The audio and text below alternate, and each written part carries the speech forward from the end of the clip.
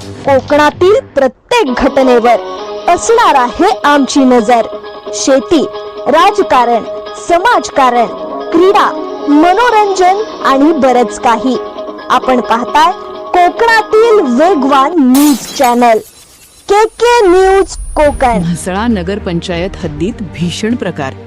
Dumping ग्राउंडला लागली भीषण आग। नागरिकांच्या आरोग्यावर मोठा प्रश्नचिन्ह।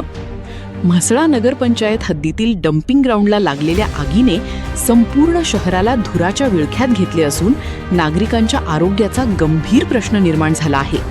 मोठ्या प्रमाणावर जळणाऱ्या कचऱ्यामुळे विषारी धूर हवेत पसरत आहे, ज्यामुळे श्वसनाचे आजार, डोळ्यांची जळजळ आणि त्वचेचे विकार वाढण्याची शक्यता व्यक्त केली जात आहे। नागरिकांमध्ये भीतीचे वातावरण। शहरातील अनेक भागात धुराचे ढग पसरले असून लहान मुले, वृद्ध आणि आजारी व्यक्तींना मोठा त्रास सहन करावा लागत आहे। परिस्थिती पाहता नागरिकांना डॉक्टरकडे जाण्याची तयारी ठेवण्याचा इशारा देण्यात येत आहे।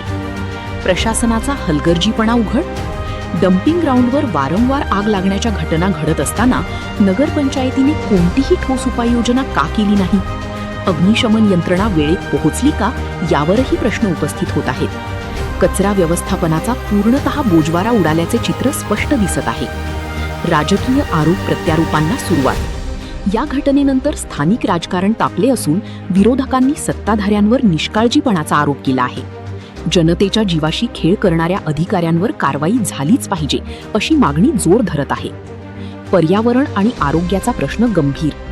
तज्ज्ञांच्या मते प्लॅस्टिक व इतर घातक कचरा जळल्याने निर्माण होणारा धूर अत्यंत विषारी असतो, यामुळे दीर्घकालीन आजारांचा धोका वाढू शकतो। नागरिकांना आवाहन: शक्यतो घराबाहेर पडणे टाळावे, मास्कचा वापर करावा, लहान मुले व वृद्धांची विशेष काळजी घ्यावी।